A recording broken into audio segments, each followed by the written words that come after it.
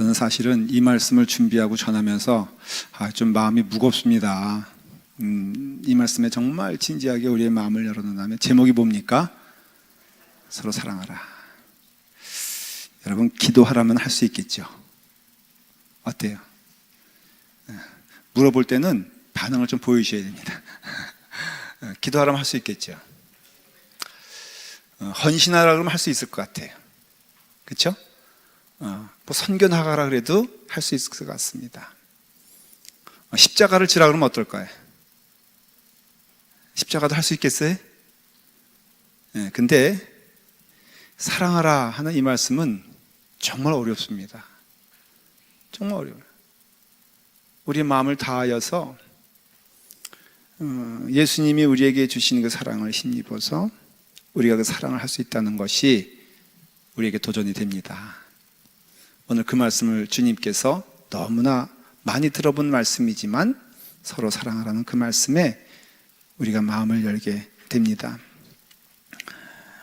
요한복음 12장부터는 말씀드린 대로 예수님께서 십자가에 달려 돌아가시기 전 바로 전날 밤에 일어난 일들에 대한 기록이 나오게 됩니다. 특별히 많은 부분이 그 마지막에 당부의 말씀인 것을 알 수가 있습니다. 우리는 이것을 압니다.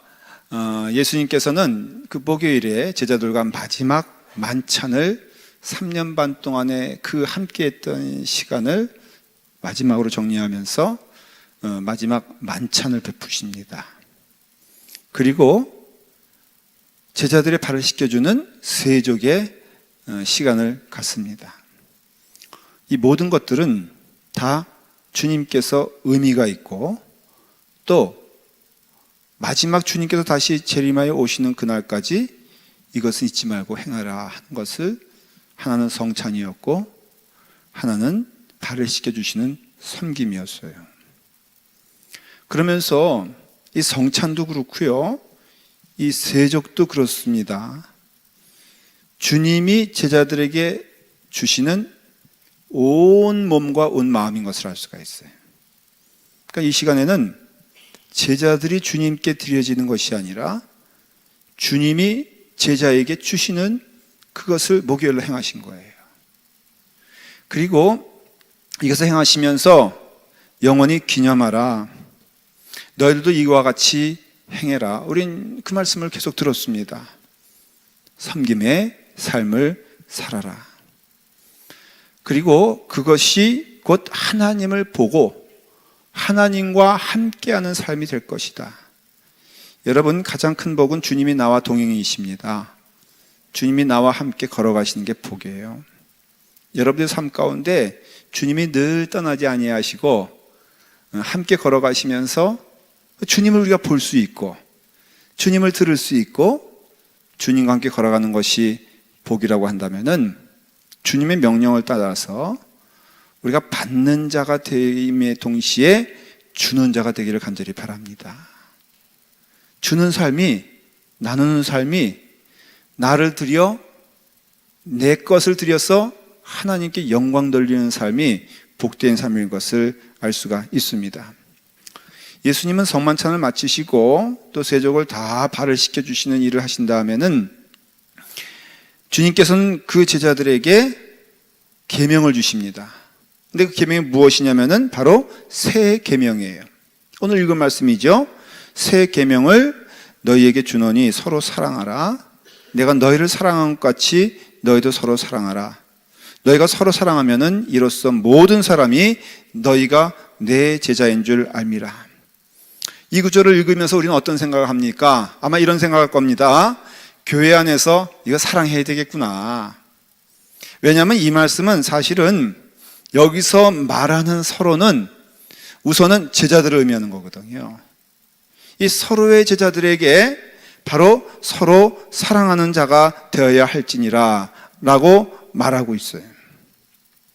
예수님께서는 이와 같이 제자들에게 말씀하시는 것처럼 오늘 이 시간에도 우리 성도들 간에 발을 씻어주고 내 마음을 주는 사랑의 일들이 우리 가운데 넘쳐야 된다는 것이에요.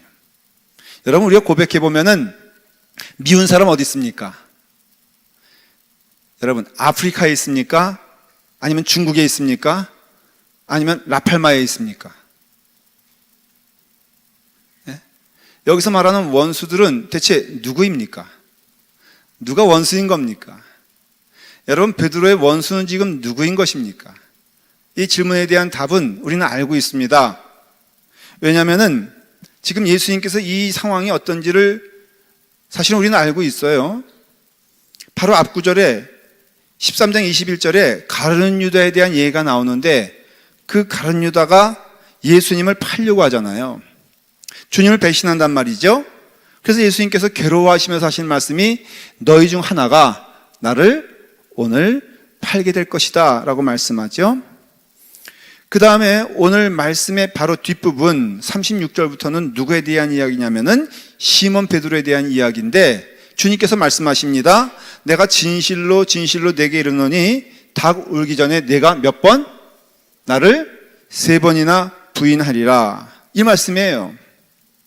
그러니까는 뒤를 봐도 그렇고 앞을 봐도 그렇고 이 제자들의 모습이 어떤 모습이냐면은 다 주님을 배신하겠다고 지금 마음 먹고 있는 사람들이, 그 제자들이 앉아있는 모습인 것이에요.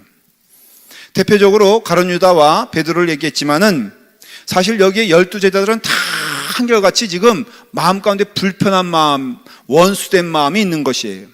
야고보가 그렇죠. 이 말씀을 기록한 사도 요한도 그렇죠. 나머지 모든 제자들이 다 바로 마음 가운데 불편함과 원망의 마음과 질투의 마음과 원수된 마음을 가지고 있는 것이에요. 지금 한 명도 주님의 말씀에 따라가겠다는 사람들이 한 명도 없는 상황에서, 그런 의미에서는 결국은 그들이 누구를 배신하는 거냐면은 예수님을 배신하는 거거든요. 예수님을 배신하겠다고 다 제자들이 그 마음 가운데 있는 상황에서 예수님께서 말씀하시는 것이 무엇이냐면은 서로 사랑하는 자들이 되어라. 이것을 예수님께서는 세계명이라고 그랬어요. 사실은 사랑이란 말을 했을 때 세계명은 아니에요. 왜냐하면 레이기만 하더라도 원수를 갚지 말며 동포를 원망하지 말며 내 이웃 사랑하기를 내 자신과 같이 사랑하라. 나는 여호와니라. 분명히 말씀했거든요. 그러니까 구약에서도 내 이웃을 사랑하는 것이 하나님 앞에서 서 있는 성도로서 해야 될 계명을 지키는 자라는 것을 말하고 있어요. 근데 오늘 말씀에서는 예수님께서 내가 너희에게 새 계명을 주노니, 맞아요. 제가 조금 전에 레이기 읽었던 내 이웃을 내 자신과 같이 사랑하라고 하는 말씀을 이제 가져오시면서 뭐라고 말씀하시냐면은 내가 너희에게 새 계명을 준다. 근데 새 계명은 무엇이냐면은 내가 너희를 사랑한 것 같이 너희도 사랑하는 자가 되라는 것이에요. 그러니까는 이 말씀의 뜻은 너희가 사랑받은 자로서, 누구의? 주님의 사랑받은 자로서 너희가 만일에 나의 사랑을 받았고 예수님의 사랑을 받았다면은 응당 너희에게 있어야 될 증거가 무엇이냐면은 바로 너희가 서로 사랑하는 것이 마땅하니라 라는 말씀이에요. 여러분, 우리가 주님을 믿는 증거는요, 다른 것이 아니라 바로 우리가 주의 말씀 힘입어 주님이 내게 하셨던 것으로 내가 이웃을 사랑하게 되는 것이 계명을 지키는 일이라, 이것이 주님이 주시는 새 계명이라, 이것이 주님은 오시는 그날까지 우리 가운데 임해야 될 바로 사랑의 역사라 하는 것이에요. 그리고 그것이 예수님 당시에는 제자들에게 이루어진 사랑의 역사라면은 오늘날에는 그것이 교회 안에 일어나야 될 증거가 되는 것이에요. 저는요, 교회는 복잡한 것이 아니라고 믿습니다. 교회는요, 주의 말씀이 실천되어지는, 증거되어지는 가장 분명한 자리가 교회라는 것이에요. 교회를 떠나서 다른 곳에서 우리는 선교할 수 있고 전도할 수 있지만은, 그러나 교회를 넘어서서 믿음의 공동체인 이 주님의 공동체인 제자의 공동체인 이 자리를 넘어서서 주의 말씀이 증거되어지는 것은 없다는 것이에요. 그러니까 도전이 되는 것이에요. 왜냐하면 저도 그래요. 여러분 보니까는 저도요, 남의 교회 교인은 사랑하기 쉽더라고. 근데 제일 어려운 것이 뭐냐면은 내 교회 교인 사랑하는 것이 정말 어려워요. 여러분들은 안 그렇습니까? 여러분, 저기 멀리 있는 교회 교인들은 내가 친하게 지낼 수 있어도 사실 도전되는 것이 무엇이냐면은 우리 교회 교인 함께 하나가 되는 것이 이게 굉장히 쉬운 일이 아닙니다. 왼수가 어디 있어요? 제가 어느 이 집사님 본의 아니하게 그 핸드폰 이렇게 훔쳐보니까 전화가 띠리릭 오는데 보니까는 거기에 번호가 뜨면서 왼수라고 써 있더라고요. 그래서 왼수가 누군가 굉장히 궁금해지는 거예요. 그 다음에 전화를 보니까는 이렇게 써 있더라고요. 꽃돼지라고 써 있어요. 그래서 제가 궁금해서 물어봤습니다. 꽃돼지가 대체 누구냐? 그러니까 자기 딸내미가 꽃돼지래요. 뭐 이게 이쁘다는 소리겠죠. 그렇죠? 그런데 왼수가 누굽니까? 그랬더니 아이 목사님 그걸 뭘 물어보십니까? 남편이 왼수래. 근데 충분히 이해가 되는 게 왼수는 다 내 가까이에 있다는 것을 알 수가 있어요. 우리가 이와 같이 제자들이 서로가 원수였던 것처럼 우리 교인들 사이에도 성도들 사이에도 도전이 되는 게 뭐냐면은 내가 너희를 사랑한 것 같이 너희도 사랑할지니라.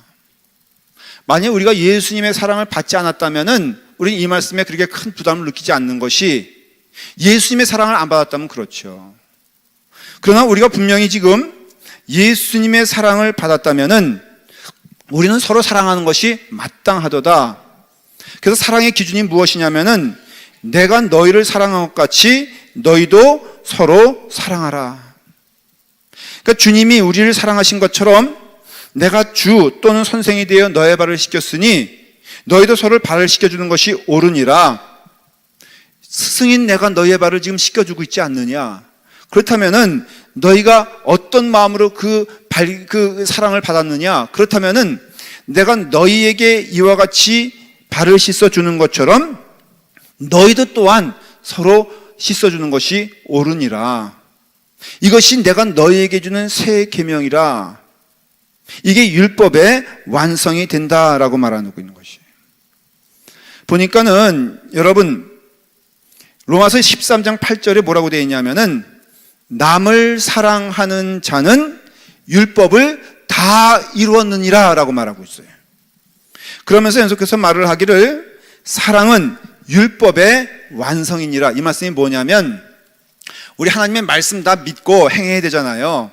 근데 여러 말씀이 있기 때문에 우리가 이 말씀 다 외우는 것도 어렵고 불가능하고 그 다음에 이 말씀대로 행한다 했을 때 참 어렵잖아요. 근데 여러분 주님께서 하신 말씀이 뭐냐면은 내가 너희를 사랑한 것 같이 너희 또한 너희를 사랑하게 되었을 때 하나님의 말씀이 거기에 온전히 이루어진다는 것이에요. 그러니까 어려운 게 아니라 하나님의 말씀을 어떻게 지킵니까? 바로 사랑이에요. 예수님께서 우리를 사랑하신 것처럼 우리가 서로 사랑하게 되었을 때 거기에 사랑하는 말씀대로 행하는 것이 모든 율법을 다 행하는 것이고 그리고 하나님의 말씀이 그 가운데 온전히 이루어진다. 그런 뜻입니다. 그러니까 사랑은 율법의 완성이에요. 예수님께서 뭐라고 말씀하셨습니까? 요한복음 15장에 오늘 밤에 똑같이 연속해서 뭐라고 말씀하시냐면은 바로 내 계명은 곧 내가 너희를 사랑한 것 같이 너희도 서로 사랑하라 하는 이것이니라 이 말씀이에요. 아버지가 나를 사랑하신 것 같이 나도 너희를 사랑하였으니 나의 사랑에 거하라. 내가 아버지의 계명을 지켜 그의 사랑 안에 거하는 것 같이 너희도 내 계명을 지키면 내 사랑 안에 거하게 될 것이라. 여러분 아버지의 계명이 무엇입니까? 하나님의 계명이 무엇이에요? 그것은 하나님의 계명은 딴 것이 아니라 내가 너에게 행한 것 같이 너희도 행하는 것이 옳으니라. 하나님께서 우리에게 행한 것이 뭐냐 이거예요. 바로 그 말씀은 하나님이 세상을 이처럼 사랑하사 독생자를 주셨으니 이는 저를 믿는 자마다 말했잖아요. 그러니까 하나님이 행하신 것은 독생자 예수 그리스도를 우리에게 보내주신 것이에요. 그것이 무엇이냐? 하나님은 사랑이시기 때문에 그 사랑의 증거로 예수 그리스도를 우리에게 보내주셨다는 것이죠. 디모데후서 1장 14절에 보면은 우리 안에 거하시는 성령으로 말미암아 내게 부탁한 아름다운 것을 지키라 그랬어요. 여기 보면은 이 부탁한 아름다운 것은 누구냐면은 예수님이 우리에게 부탁하신 것이란 뜻이에요. 이것이 성령님이 우리에게 임하시면은 아주 강력하게 그 일을 행하게 하시는데, 대체 주님이 우리에게 부탁하신 아름다운 일이 무엇일까? 근데 이게 복수가 아니거든요. 그러니까 우리가 뭐 봉사도 하고, 그 다음에 선교도 하고, 전도도 하고, 헌신도 하고, 이런 여러 가지 일들을 말하는 것이 아니라 단 하나, 바로 그것을 말하는 것이에요. 대체 그것이 무엇일까? 네, 그것이 사랑이에요. 그것이 하나님의 사랑, 하나님의 참 사랑이에요. 그 하나님의 참 사랑은 어디서 증거되어야 되느냐? 그 말씀을 듣고 그 말씀의 위임을 받은 먼저는 제자들에게 임하는 하나님의 명령이 되는 것이고, 두 번째는 그 약속을 믿는 하나님의 백성들인 교회로 모인 성도들에게 임하는 단 하나 내게 부탁한 아름다운 것을 지켜라 하는 것이에요. 여러분, 이것을 지키면요, 다른 거 다 부족해도 사실은 그 안에 다 포함된다. 틀린 말 아니에요. 그러니까 우리가 무슨 일을 주님께서 부탁하셨는가를 알아야 됩니다. 그것이 무엇입니까? 사랑입니다. 우리가 예수님의 성품을 가지고 살고 있잖아요. 우리가 예수님으로 살아가는 것입니다. 그것이 은혜 받은 자의 모습인 것입니다. 구원받은 자의 모습은 이제는 내 안에 내가 사는 것이 아니요, 성령님이 나와 함께 사신다고 고백하고 있잖아요. 다른 말로 하면은 이젠 내 안에 내가 사는 것이 아니요, 우리 주 예수 그리스도가 내 안에 사시는 것인데, 그러면 내가 주님처럼 십자가를 지겠습니까? 5,000명을 먹이겠습니까? 병을 고치겠습니까? 그거 아니잖아요. 그러면 조금 표현하면은 예수님의 마음으로 살아가는 것이고, 예수님의 정신으로 살아가는 것이고, 예수님의 인격으로 살아가는 것이에요. 그리고 그것은 바로 하나님의 인품이고 하나님의 성품이라고 말해주고 있어요. 요한일서 4장 8절에 보면은 하나님은 사랑이시니라 라고 분명히 말하고 있어요. 그러니까 하나님은 사랑이시기 때문에 바로 예수님이 사랑이 되시는 거예요. 예수님이 사랑이시기 때문에 예수님의 자녀들은 다 사랑이 되어야 하는 것이에요.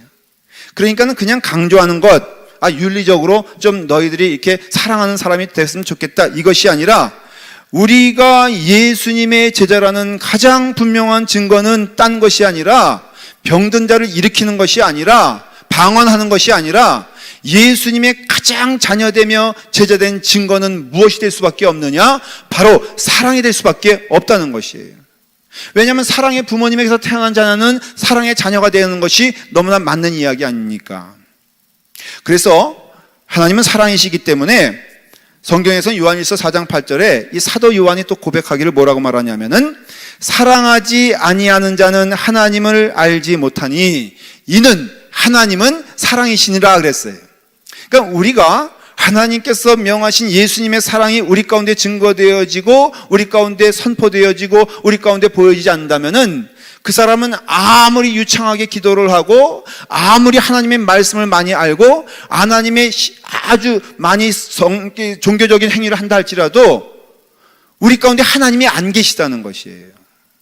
그러니까 우리가 하나님이 나와 함께 거하길 원하면은 우리 가운데는요, 서로 사랑하는 주님의 마음이 있어야 된다는 것이에요. 예수님의 계명은요, 주님이 나에게 보여주신 사랑이에요. 그걸 우리가 하는 것이에요. 그래서 세 계명이에요. 너희를 서로 사랑하라는 그 말 전에 내가 너희를 사랑한 것 같이, 주님이 나를 사랑한 것 같이 나도 그 사랑을 행하는 것이 옳으니라고 했을 때, 그 세 계명은 무엇이냐면은 바로 불구하고의 사랑이라는 것이에요. 불구하고는 뭐냐면 사랑을 할 만한 대상이 아닌데 사랑하는 것이 불구예요. 그가 정말 사랑을 받을 자격이 없는 것 같은데도 내가 사랑을 줘야 되는 것이 이게 불구예요. 그러니까 어려운 거예요. 여러분, 내가 사랑할 만한 대상을 사랑하는 것은 그렇게 어렵지 않습니다. 내 마음이 통하고 내 생각이 통하는 사람에게 내 마음을 주는 것은 그렇게 힘든 일이 아니에요. 그러나 왜 예수님의 사랑이 우리 가운데 힘드냐면은 바로 이와 같이 불구하고의 사랑이기 때문에 그래요.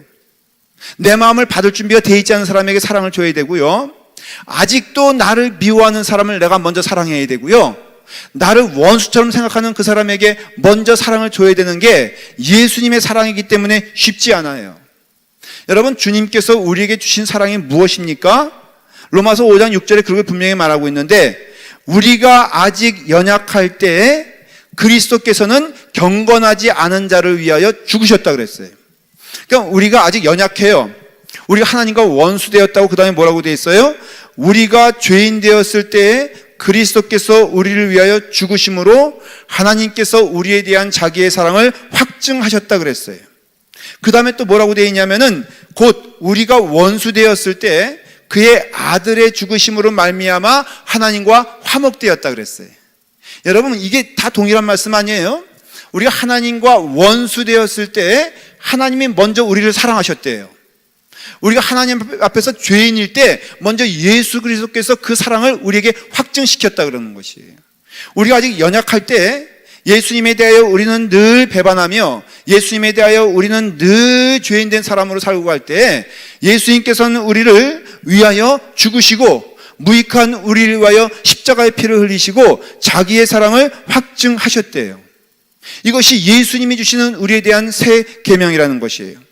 여러분, 이 말씀은요, 사실은 원수를 향한 사랑이 멈추면 안 되는 것을 보여주는 것이고, 원수를 향하여서 원수된 마음을 갖는 것은 하나님의 뜻이 아니고 하나님의 사람이 아니다. 그리고 무엇보다도 하나님을 볼 수 없느니라. 너희가 이와 같이 이 말씀에 순종하여 하나님의 사랑으로서 원수를 사랑하게 되었을 때 거기에 하나님의 사랑이 증거되어지느니라. 사실은요, 예수님에게 있어서 제자들은 원수였어요. 예수님을 대적하는 자들이었어요. 그렇지 않습니까? 이미 그들의 마음 가운데는요, 예수님을 팔아먹으려고 하고 있었고, 예수님께서 말씀하시는 것을 전혀 귀담아 듣지 아니하고 서로 미워하며 서로 질시하며, 아마도 예수님께 대해서도 원망의 마음을 가지고 있었겠죠. 야고보는 요한을 사랑한다고 생각하는 예수님에 대해서 원망의 마음을 가지고 있었을 것이고, 예수님은 지금 십자가에 달려 돌아가시기까지 그 사랑을 확증시키려고 하시는데 제자들의 마음은 전혀 그런 마음이 아니었어요. 얼마나 비참합니까? 예수님에게는 한 사람도 남아있는 사람이 없었어요. 얼마나 마음이 무겁겠습니까? 그런데 그때 예수님께서는 벌떡 일어나 대야에 물을 담으시고 수건을 가지고 그들의 발을 닦아주시면서 말씀하시기를, 너희는 서로 섬기는 자가 되어 내가 너희를 섬기는 것 같이 너희도 섬김이 옳으니라 말씀하시고, 너희를 내가 사랑하는 것, 사실 너희들 원수 아니냐. 그러나 그 원수된 너희를 사랑하라고 하는 것을 내가 친히 보여주었으니 너희도 서로 사랑하는 것이 옳으니라 말씀하십니다. 이 말씀은 권면이 아니라 그렇게 하도록 한번 힘써봐라, 그렇게 하는 게 좋지 않겠냐, 그게 아니라 아주 준엄한 하나님의 명령이에요. 살고 죽는 문제가 여기 있다는 것이에요. 우리가 원수를 사랑하지 않으면요, 궁극에는 누가 죽냐 하면은 내가 죽는 것을 알 수가 있어요. 구원의 문제요? 여러분들 한번 생각해 보십시오. 구원이 하나님의 은혜 가운데 누리는 축복이라고 한다면은, 우리 가운데 미움이 있다면은 그 구원의 증거가 되겠습니까? 여러분 아십니까? 내가 누구를 미워하려고 하면요, 그 사람과 내가 원수가 되려고 하면은 먼저 내 안에 미움이 없이는 그를 미워할 수가 없어요. 내가 누구를 미워하기 시작하면요, 그것이 예를 들어서 그 에너지가 한 20이라고 하십시다. 그러면은 그를 미워하기 위해서는 내 안에 그 미움의 에너지가 최소한 배가 되는 40 정도가 있어야지만이 그를 충분히 미워할 수 있어요. 그렇지 않습니까? 내 안에 분노가 있어야지만이 그를 분노할 수 있어요. 내가 그를 원수된 마음을 갖기 위해서는요, 먼저 그 원수된 마음이 누구 가운데 넘쳐야 되냐면은 상대인 그에게 넘치는 것이 아니라 바로 나에게 그 원수된 아주 악한 마음이 넘치게 되었을 때 그를 미워할 수 있어요. 그를 원수할 수 있어요. 안 그렇습니까? 그러니까는 우리가 고백하는 것은 내가 미움의 사람이 되어야 그를 미워할 수 있는 것이에요. 내가 분노의 사람이 되어야 그를 분노할 수 있는 것이에요. 그를 죽이려는 마음이 있기 위해서는 내 마음 가운데 죽음에 대한 마음이 풍족하고 가득 차야지만이 그를 죽일 수가 있어요. 그래서 여러분들, 구원이란 것은 무엇이냐면은 내 마음 가운데 하나님의 은혜가 넘치게 되는 것을 말하는 것인데, 그러려면 내 마음 가운데 성령의 능력, 하나님의 은혜가 가득 차야죠. 사랑도 마찬가지인 거 아십니까? 누구를 사랑하기 위해서는요, 여러분, 내 안에 사랑이 가득 차지 않고는 그를 사랑할 수가 없어요. 그러니까 그것도 마찬가지, 그 영적 에너지가 만일에 남에게 주는 사랑이 20이라면요, 나에게 있는 사랑의 에너지는 40이 되어야 한다는 것이에요. 여러분, 내가 원수를 사랑하기 위해서는 먼저 내 안에 강한 사랑의 능력이 없으면 그 사랑은 불가능합니다. 그럼으로써 기억해야 될 것은, 내가 이미 원수를 미워하게 되었을 때는요, 그 원수의 마음이 이미 내게는 충만할 때 가능한 것이고, 누구를 사랑한다고 했을 때는요, 그 사랑의 마음이 내 안에 충만하지 않고는 가능하지 않아요. 내가 누구를 미워한다고 하면요, 그 원수의 마음이 내 삶에 가득 차지 않고는 가능하지 않은 일이에요. 사울이 그렇지 않습니까, 여러분? 사울이요, 사무엘상 18장 9절에 보니까 이 말씀이 있어요. 그날 후로 사울이 다윗을 주목하였더라. 이게 무슨 뜻이냐면은, 사울에게 있어서는 다윗이 원수가 된 거란 말이죠. 이게 지기하는 마음, 질투하는 마음, 분노하는 마음, 원수의 마음이 사울에게 가득 차니까는, 그 다음엔 어떻게 말씀이 기록되고 있냐면은, 악령이 사울에게 힘있게 내림에 그가 집안에서 정신없이 떠들어대므로 이미 사울의 손에는 창이 있었더라. 뭘 말하냐면은, 사울이 다윗에 대하여 원수의 마음을 가지니까는 그 원수된 악한 마음이 어디 가득했다고요? 다윗에게 가득했다고요? 아니요. 사울에게 가득하여 그 마음이 이제는 악령에게 사로잡힌 자가 되었다는 것이에요. 이것을 해석 안 하고 그대로 말씀드리면은, 악한 영이 기뻐하는 것은 분노의 마음이고 원수의 마음이에요. 그러니까는 거꾸로 사랑의 마음이 가득한 곳에 악령이 들어갈 수가 없어요. 다윗이 거꾸로 말하면 그렇지 않습니까? 사울이 아무리 원수 짓을 하여도 다윗에게는 그것이 원수의 마음이 되지 못하는 것은 그 마음 가운데 하나님의 마음이 있었더라. 하나님의 마음으로 그를 보니까는 사울은 원수된 자가 아니라 불쌍한 자가 되더라. 보는 것이 틀려진 것이에요. 다윗은 사울에게 원수되었지만 다윗에게서 사울은 원수된 자가 아니라 바로 불쌍한 영혼이라는 것을 보게 된 것이에요. 같은 것인데 말이죠. 그러니까는 우리가 우리의 마음 가운데 이와 같이 내가 너희를 사랑한 것 같이 예수님의 영이 그에게 임하면은 우리는 그 영에 의하여 사랑하는 자가 될 수밖에 없다는 것이죠. 거꾸로 믿음의 증거를 볼까요? 이러므로 하나님의 자녀들과 마귀의 자녀들이 나타나나니, 요한일서 3장 10절 말씀이에요. 무릇 의를 행치 아니하는 자나 또는 그 형제를 사랑하지 아니하는 자는 하나님께 속하지 아니하나니. 여러분, 여기 가운데 이 요한의 말씀이에요. 그 요한이 심오하는 이곳에 믿음의 공동체 안에 있을 수 있다는 것이에요. 하나님의 자녀와 마귀의 자녀들이 있는데 그 구분되는 증거는 무엇이냐면은, 먼저는 하나님의 뜻에 순종하지 않는 거고, 두 번째는 그 형제를 사랑하지 않는 자는 하나님께 속한 것이 아니니라. 그러니까는 우리가 형제를 사랑함으로 사망에서 옮겨 생명으로 들어간 줄 우리가 알거니와, 거꾸로 사랑치 아니하는 자는 사망에 거하느니라. 그 형제를 미워하는 자마다 살인한다.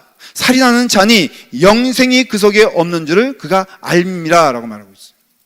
그러니까 우리에게 주시는 말씀은, 여러분, 우리가 믿기만 하면 사랑이 없어도 구원을 받을 것이냐? 사실은 그렇게 말하고 있지 않아요. 우리가 예수 이름만 부른다고 구원을 받을 것이냐? 아니요, 그렇게 말하고 있지 않아요. 정말로 우리가 예수님을 믿었지만은 원수는 사랑하지 못하겠어요 라고 말할 수가 없다는 것이에요. 우리가 예수님을 믿고 우리가 예수님 가운데 순종한다면요, 반드시 우리 가운데에는 하나님의 사랑이 우리 가운데 증거되어지고, 그 사랑이 풍성하여서 내게 있는 원수가 내게 사랑의 대상이 되고, 그를 위하여 발을 씻겨주고 그를 손잡아자 그 사랑 안에 거할 수 있는 은혜가 우리 가운데 있어야지, 그게 진짜 믿음이고 그때 진짜 복음이고 진짜 예수 믿는 자의 증거가 된다는 것이에요. 지금 세상을 떠났지만요, 그 화란의 유명한 성자 여자분이 계셨어요. 그분 이름이 뭐냐면은 바로 코리 여사라 하는 분이에요. 이분은 유대인이에요. 유대인인데 2차 대전 때 잘 아시다시피 이제 독일에서 엄청나게 유대인들을 학살하지 않습니까? 그 가운데 이 콜이란 그 어린 그때 나이의 아이가 이제 수용소로 끌려 들어가게 됩니다. 얼마나 참혹했습니까? 우리는 그것을 다 알고 있지 않습니까? 이 아이도 엄청난 고난과 고통 가운데 거하게 됩니다. 그 언니는요, 잔혹하게 가스실에서 죽어가는 것을 봤고요. 이 콜이라는 아이도 아주 감당할 수 없는 여자로서 참혹한 것을 경험하게 됩니다. 옷을 벗기게 되고요. 그래서 많은 시련과 고난 가운데 그래도 처참한 감옥 생활이었지만은 목숨이 겨우 살아나서 2차 대전이 끝난 다음에 자유의 사람이 됩니다. 근데 이 아이는 이제 자라면서 그 독일이란 소리만 들어도 전율이 치우는, 독일이란 말만 들어도 독일이라면 막 그냥 몸이 떨리고 두려움에 가득 찬 상태가 되었습니다. 근데 하나님이 그에게 명령을 주셨어요. 바로 무엇이냐면은 독일인을 사랑하라. 독일을 찾아가 용서의 복음을 선포해라. 독일 사람들을 하나님이 사랑한다고 얘기해라. 독일인들에게 치유의 복음을 전파하라. 독일인에게 복음을 전파할 자는 바로 너다라고 하나님께서 말씀하셨어요. 맨 처음에 그 말씀이 들려오게 되었을 때 하필 나입니까? 왜 하나님은 나에게 이런 어려움을 주십니까? 나는 그거 할 수 없습니다. 다른 것을 말씀해 주십시오. 아니, 너가 해야 될 것이다 라고 말씀하셨어요. 결국에는 많이 기도한 다음에 그것에 순종하기로 했습니다. 그래서 그 코리 여사가 이제 독일에 가서 말씀을 전하는데 놀라운 것은 수많은 독일 사람들이 그에게 와서 말씀을 듣기 시작한 것이에요. 그 말씀을 들으면서 눈물로 회개하며 통회하면서 하나님께 돌아오는 역사가 일어나기 시작했습니다.